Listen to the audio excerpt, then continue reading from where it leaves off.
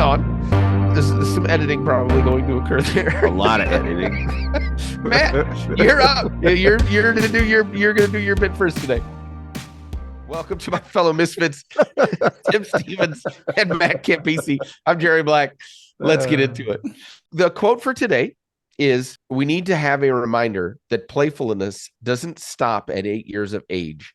It's a pathway to handling life with more grace. That is Todd Herman. And we're going to talk a little bit about Todd Herman today, because our topic for this week has really been, are we getting ready for 2024? It's about a month away at this point, and really should be thinking through what your 2024 is going to look like, et cetera. And if you get a little planning now, you'll be in a lot better place in a month when things start to get kooky, like they always do in IT. We'll get into a little bit more of that, but before we do, let's do a little bit of open source comedy. And we're going to start today with Matt. What about the quote? Did you just ask what about the quote? Oh, sorry. I was so excited about your You quote. reacted to it. You had a nonverbal. Sorry. No, what I was going to say, sorry. I wanted to. We're on a tight schedule, Matt. Been talking about, what does your 2024 look like, and I guess more importantly, are you prepping for it, and are we prepping for it? And today I wanted to talk a little bit more about getting ourselves ready, and a little bit like kind of how I'm getting ready, and maybe how you guys are getting ready. And I read this guy's book, and we got a quote from him today, named Todd Herman, and he came up kind of back up on my radar.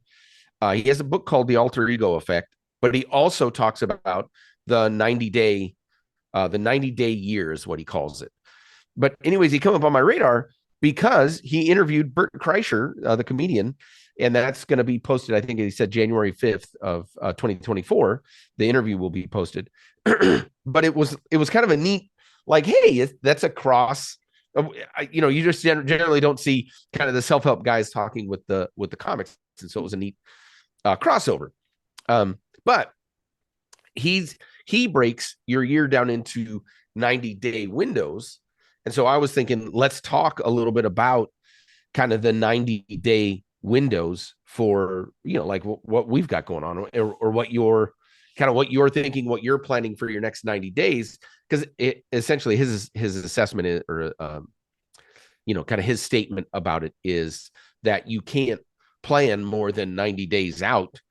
But if you focus on 90 days and you really, now, you set goals, you set objectives, you set those. I see the quizzical look from Campisi. Shocking. Yeah. But like you got things way out in the future, but then you break them down to, well, what can I do in the next 90 days? And then you can really hyper focus on that next 90 days. Then you have some structure to, when do you start to plan your next 90 days and that sort of stuff. It actually was pretty interesting and intriguing to me.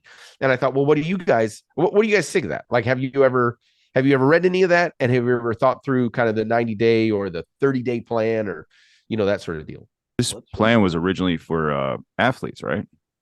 Yeah, he's essentially, at least his claim to fame, and his kind of his moniker below, or whatever you call that, his tagline is that he's been working with high performing athletes for 20 years, and he's taken that concept and applying it to sort of management and personal growth and personal leadership, I guess I would say.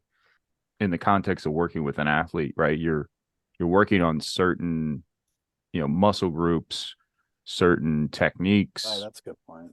All of that, and then the ultimately is to get them ready for the new season and get them in top shape. So I guess for us in IT and technology, I don't necessarily follow that. But it makes sense that, hey, if I'm looking for that new job, right, which we discussed, earlier this week, and I know this new job that I want is heavy on cloud and heavy on non-on-prem data center technologies, then maybe my 90 days need to be, let me go after AWS, the free certifications I have online. So it makes sense. Yeah, it makes sense. And it ties, I think, nicely into, tech. Yeah, I didn't think of it that way. Like the going back to his sports side, it really is, he's like, look, as as somebody trying to be an elite athlete, you can't work on, oh, you need to fix everything, right? I kind of relate things to hockey. So, well, I need to work on my stick handling, and I need to work on my speed, and I need to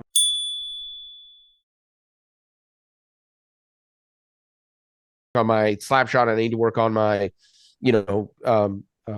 awareness on the on the ice and things like that. You wouldn't, if you said, "Oh, I need to work on all those things." Well, you're not going to be able to really improve any of them because you're focused on too much of them. And so his performance stuff is, what are we going to focus on for the next 90 days? You're going to get really good at that.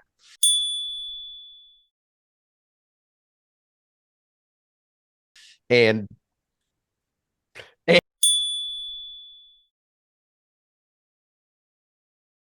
and my stick handling is excellent, by the way. I've played hockey for a long time. It's excellent. I mean, as it's pretty obvious that as the most undisciplined misfit, to think out 90 days is pretty tough, since I can't even figure out what I'm doing this coming weekend. So I appreciate someone like you, Jared, giving me some structure and thinking about things. And oddly enough, I don't know if you picked this, but we are literally, I think, as of today, 90 days out from our live show in Irvine Improv. And it happens to be 90 days out from my company's fiscal year end. So applying the comedy side of thing, like I got to get my bits down and start practicing. I feel like the last few shows I wasn't as memorized as I need to be. So 90 days will give me that time. And then from a work perspective, we use this, Tim, this is going to be in your jargon list of reverse timeline. What's your reverse timeline? So 90 days out, what do we need to do tomorrow, next week, the Backwards week after that? Yeah. Backwards planning. Yep. Tim, the jargon is reverse timeline, please. Like, if you want to look don't cool start in with front me of the this boss. morning, Matt. So reverse timeline of how do I get my deals done in the right time? Because in publicly traded companies, hitting the right fiscal quarter means everything for, earnings announcements, for MBOs, for our leadership, sales compensation, and things like that. So 90 days. I'm glad today was the most perfect day to bring this up, Jared. That's awesome. Hey, 90 days. Another good way of looking at this, 90 days. If you're a manager, a leader in tech, you should constantly be thinking about what's next. What do I need to do? How do I need to prepare my team? What's coming down the pipeline? What am I hearing? The rumblings coming from the exec team. I think that's really important, because if you're so fixated on the now, you don't know what's coming and what's going to, smack you in the face or really disrupt and derail what your team is doing, or even they may be going in the wrong direction, right? Or you may need to up your staff, right? Or you may need to cut back, these days. So I think that's really good for if you're in tech and if you're a leader or an aspiring leader. Yeah. Looking out in 90 days. And Jerry, I know you're really good at that planning aspect, which probably comes from your PM, probably PM job, because you're constantly, you've got schedules and, you're always taking off for this and off for that. You don't mention it, but I know you're probably sitting down daily, with something like this, right? That you're probably sitting down, which you inspired me to get something like that. You probably are. I don't know if you want to talk about that at all, because that's relevant. Yeah, here. I think what I think is interesting, and certainly I do. I'm doing that pretty consistently with work. I have to do it for work, and I end up doing it for really life. And at some point, I think you start to, whatever your job is, you start to look at life the same way as your job at some point. So it's a little bit of that sort of deal. But the 90 day, I think, is the interesting thing about the 90 days as it occurs with work, et cetera. When you really do think about it, like if you say, hey, in 6 months, I need to, the company says that the following things are going to happen, et cetera. So I need to be looking at hiring right now. And you go to your manager and say, hey, we need to be talking about hiring a guy right now. 9 times out of 10, they'll be like, that's 6 months from now. We're not going to hire somebody now for 6 months. I mean, you could start looking, but you're probably going to, those candidates will be gone by the time. But if you're 90 days from that, now it's a little bit more applicable. And so I do think the 90-day window has a little bit of interestingness to it and intrigue. And Matt, you brought it up. It is a great a great segue into the fact that we're 90 days from our, I guess I would say, our first shows of 2024. Now, we do have a couple of corporate shows here in December. We're doing a couple of Christmas shows that we're very excited about. And then on this January 29th and 30th, I think they are Monday and Tuesday, we will be out at Irvine, California. We'll be doing 2 shows out there. And then the following week we'll be in Denver. And then depending on how things play out, we may be we still have to align our end of February or mid-February and then March what we're doing there. I keep pushing that maybe we'll be out at South by Southwest. And I keep threatening to rent a speaker and just be standing out front of South by Southwest. But with all that said, our 90-day plan is pretty exciting for us. And then our next 90-day plan will be even more exciting. I think the sort of, if you will, the January, February, March is pretty darn exciting. But I think April, May, June, it's going to be very, very exciting. We're going to have a lot of shows hopefully across the country, and I'm very excited about that. One other item I did want to. Oh, go ahead, Tim. Yeah, I was just, Matt, do you know how many days you have until your next anniversary? But you know how many days there are between now and our Irvine show. Exactly. To the day he knows. The focus. Do you even know your anniversary date? We didn't even ask him. We didn't ask him, and he went away to figure out. He offered that information. So, Matt, you really need to reevaluate what's important to you and this is important, but that's bad, Matt.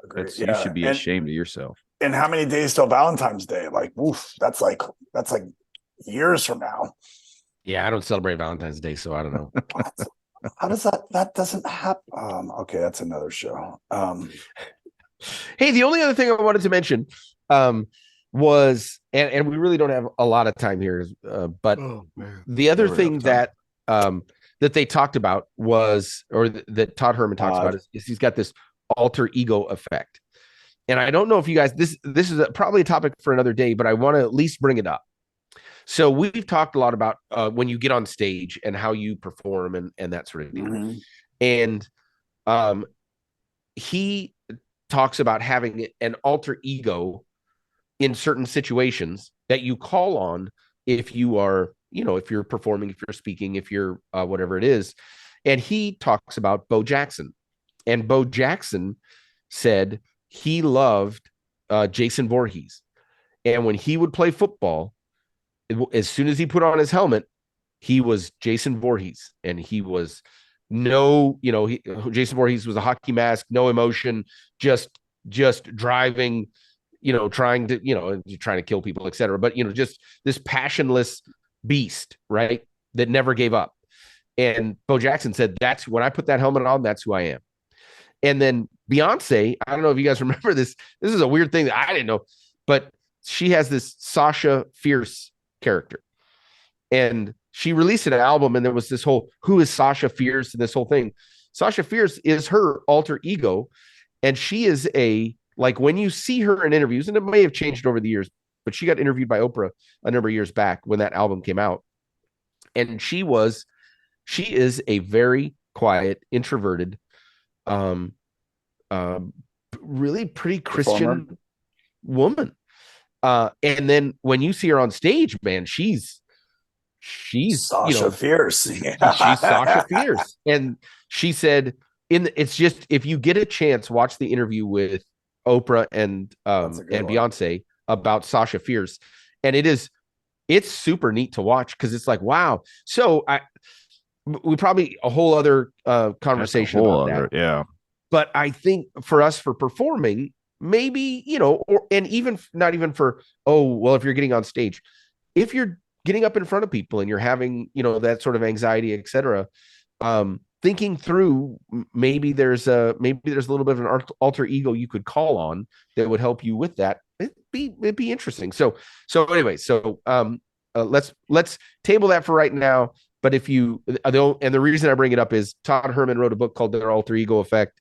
He's got this Bert Kreischer thing coming in. Very interesting interview already. I already like it because they kind of pick on self-help people that are, influencers that are 25, have no kids, and are telling us that if you don't get enough steps in, or you don't get your ring, or you should be getting, 8 hours of sleep every day, and you need to be going to bed at 9 a.m., 9 p.m. Manifesting. Yeah. If you're not doing all those things, you're failing. And this is what's led to my success. Journaling.